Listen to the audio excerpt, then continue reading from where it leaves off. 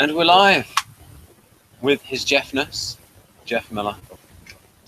And we'll be reviewing the finale of the mini arc Federac storyline thing.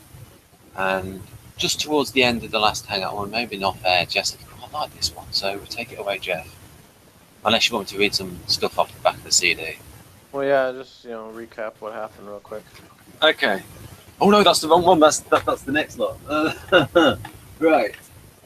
That's season 6. Oh no, the sun is destroyed. We read it off. We all died.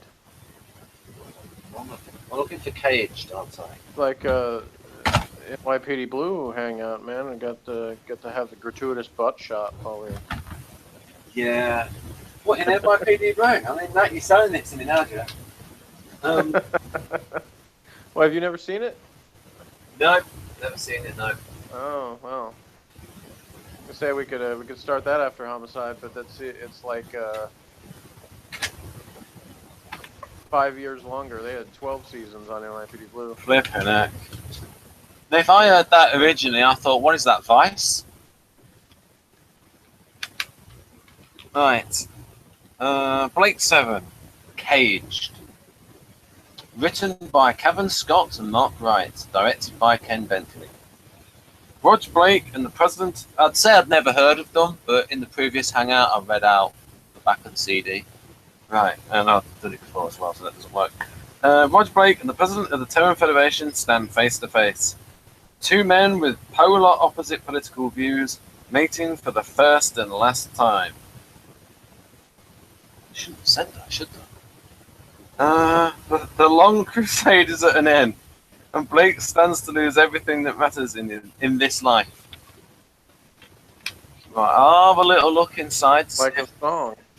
I'll have a little look to see if there's Everything that matters in this life. Yeah, well, I had to chuckle at opposite political views. What is the president's political view is control everybody, and Blake says don't. Yeah. That's pretty much the only political views they've really expressed so far. Yeah, but I would have liked it if they'd have gone like a little bit into like it might have been slightly undermined the series. And he goes, yes, and how would that system work? Because many revolutionaries are not so good at government.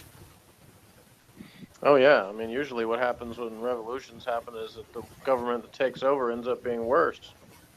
Like more violent anyway. Except with the American Revolution, they have a pretty good idea what they sort of wanted afterwards. Well, yeah, because the American Revolution was more about just being left alone. It wasn't about controlling people. And also a little bit of, oh dear, there might be ending slavery in Britain. We might as well break away. Well, I mean that's part of it. It being left alone in all things.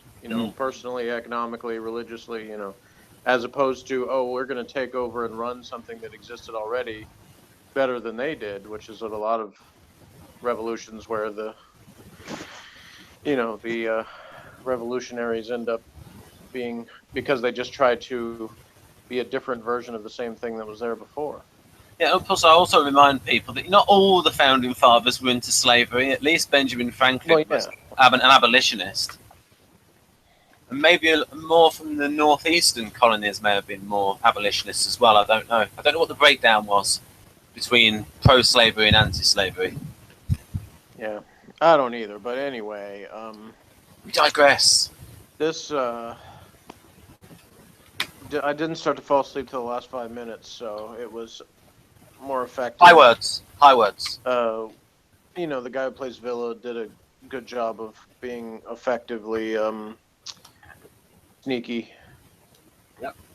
And convincing and portraying his betrayal, although I knew obviously that it would change at some point, but they left it where you didn't know if it was going to be he was really double crossing the whole time, or whether he was, just had like mental control over him or something, and that was going to break. You knew something would happen, obviously, but I thought it was pretty good the way they did it. Although it was slightly predictable, but that's just maybe Michael Keating. Okay, I've just seen a lot of things. So I've seen a lot of twists. I know kind of how things go. So when he had the torture wand or whatever it was, like immediately I was thinking he's going to turn and use it on Travis, and that's exactly what he did. But it still was well executed overall. No pun Yeah, intended. yeah, and it's just it's just that we've seen so many of these things, folks, that we forgive them. We know the conventions. Yeah, and the my contribution to the comedy book on this one would be when Travis says to the president, "When you get done with Blake, I want to have the pleasure of executing or whatever." And I said, "After I make out with him for a while." Ooh, now that is not so crazy because in terms of one version of Doctor Who, because they used to have like gay fans who would write what was called slash fiction, which was where there were, I don't know if gay Star Trek fans did this as well, where they would like write a version of it where the characters were gay. Yeah. Well, I mean, to me, it's like it's not even that really.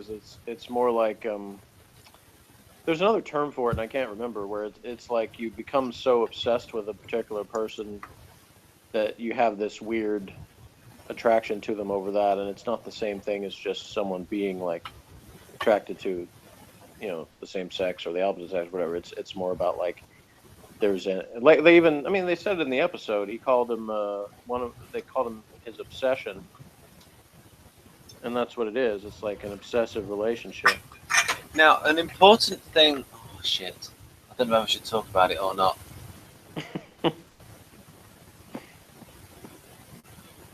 There was something. I'll talk about when we review Star One. I'll talk about this bit, and that is something happened in this episode that plays into Star One. Right. Well, I should know. But anyway, you were asking me in the last one about Jenna. Like, I liked how she was standing up to Blake because she doesn't do that very often. So that was sort of a nice little chick power exchange there. Her and Callie being like, "Hey, we're gonna stand up to them no matter what the guys do." So that was good. Because in the TV series in season 1 and season 2, it was very much, Jenna's got a soft spot for Blake. Mm-hmm. Especially in that one with the hostage one where Blake kisses Inga towards the end. Yeah. Yeah, see, I have no problem with her having like sort of she kind of ribs him over stuff like that, but I thought that her actually having like legit, jealousy over it's pretty stupid. But anyway, she can't help how she feels about people. Well, you're right. I just don't think it fits very well. From what they've established of the character, it seems incongruous. We'll put it that way.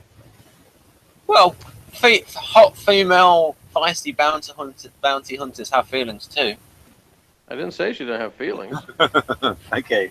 I just said her to act that way towards Blake. I don't think is to me it doesn't fit. Yeah, it does seem to be more fitting the way they've done it in the audios. Yeah. I think overall they in the audios, the main cast, they make all the characters seem like they're very legitimate in terms of their roles. In terms of all it making sense for all of them to be there and having a purpose and all that. The difference I notice in the scripts is you can tell that the lines for Avon are not quite as good as in the TV series. And that's pretty much the only difference in the script. I mean, Villa's pretty much the same. Yeah, I like that they had. I liked some of the lines for Avon in this one, especially in the torture scenes and stuff, because it really sort of established. It really sort of seemed true that probably. Here I go with a generalization, but probably of all the types, INTJs might be the hardest to torture. Because he's got that resolute thing of, he says out loud that like pain is an emotional response. So he's basically, it's like he's convinced himself that he doesn't need to, he isn't going to be hurt by this because he doesn't have time for that. He doesn't. It's like that, and obviously he's going to physically feel something, but he's not going to experience the mental side of it as much as a lot of other people might. I think an ESFP could be tricky to torture as well, because they could be able to lie and improvise and mess with the interrogator. Well, so right. Like, you can imagine Pembleton being tortured and him taking advantage of the opportunity. But in a different way, yeah. They could be resistant, but in a different way than Avon, who's doing like the full like. It's like he's saying my brain is prepared for this. Like, you can torture my body, but you're not going to get to my brain. It's basically what he. I mean, when they do torture on TV, only in Game of Thrones they go hardcore with the torture. Like, oh, here's your penis that I've cut off. Like, cut bits off. That's all right. We don't. Here's your eyeball. Ben, that's okay. You don't need to go into graphic details. Right. So we're not. I'm not in the Game of Thrones reviews. So fair enough. Doing that. Well, actually, they didn't do the eyeball thing in Game of Thrones. But actually, I have to say, though, that one of the things, this reminds me of someone you mentioned that, because we've talked before about how good the audio production is on Big Finish and how, the sounds and everything are done so well. There's a couple of Doctor Who stories I've heard where they make the sounds of somebody getting roughed up so realistic sounding that it actually does, you would think, well, it's on audio, so you're not going to have, like, graphic violence, but they do the closest you can have to an audio version of that, where it's like it really feels like you're really hearing somebody get, badly hurt. So again, that's just kind of a nice little detail there that they do a good job of portraying those things. And I could definitely see the image of Avon in the chair, with Villa and Travis with the torture stuff and things. It was vivid. Imagery projected there through audio, which is not super easy to do, so I give them applause for that. Right. And you mentioned, is what you said about the president in the previous review, does that carry forward to this one? I think in the previous review I just said I didn't remember anything about him. So okay. In this one he was just like, he was somewhat generic, but he did. But he's a social instinct Enneagram type. Yeah, but I just actually you're probably right. I just thought though, hey, this guy would be a pretty good politician. This actor, he actually shown some skills. Yeah, so that the one insight we got into him is that he wants to have dinner with his people before he kills or tortures them. Yeah, and the impression that he wants the ladies dressed up. Yeah, the ladies dressed up, and we all in have their a drink. size. We all have a drink and a nice time, and then I kill all of you. So in the right size as well. So he's right. Maybe he's an ESFJ. So should we bring in Morgan now to talk about how lame Callie is? No, he disappeared. So okay. I don't know how. I don't know if he's down on the ice planet or what. So. Yeah, he's definitely not down with NFs. Oh, they made Blake sound a little bit more NF-y in this episode. When he starts to talk about like how we treated Villa, because it was Callie wasn't even been the one doing that. She was talking about she would kill Villa, and Blake was the one saying, "Well, we drove him to this by treating him badly." Yeah, by every 50 minutes laughing your head off in a bad joke.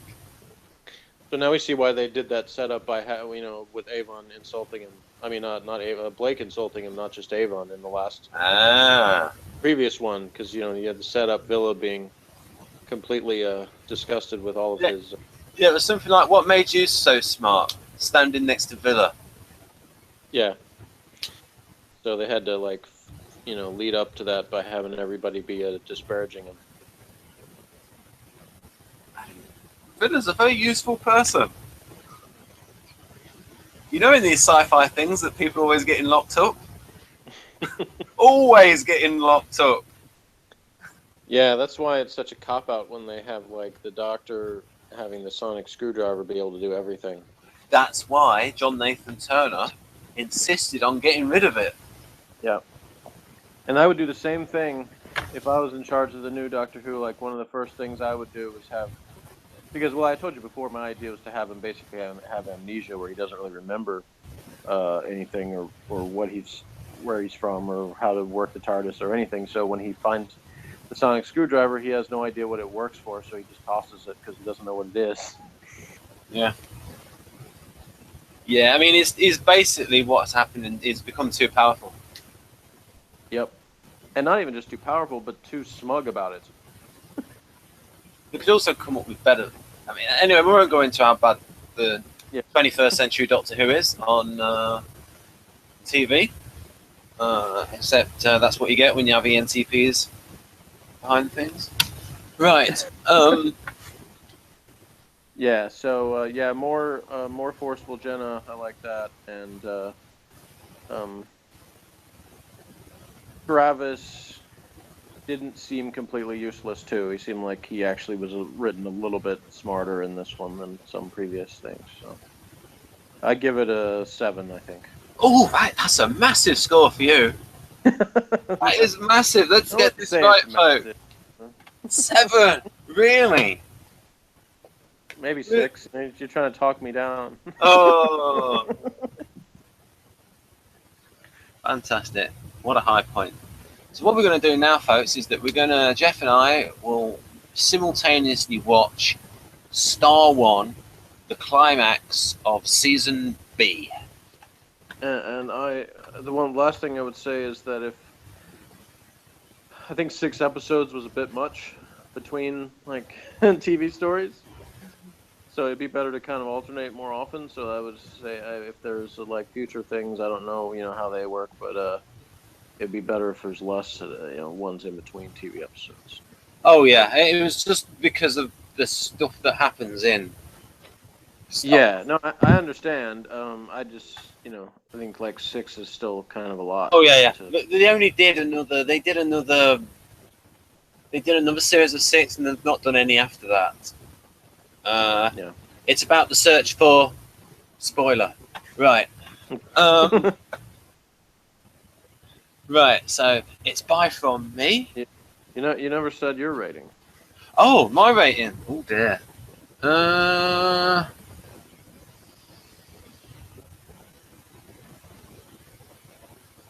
I think I'll give it about the same. All right. Yeah. Right. About the same out of 10. So it's bye from me. Bye.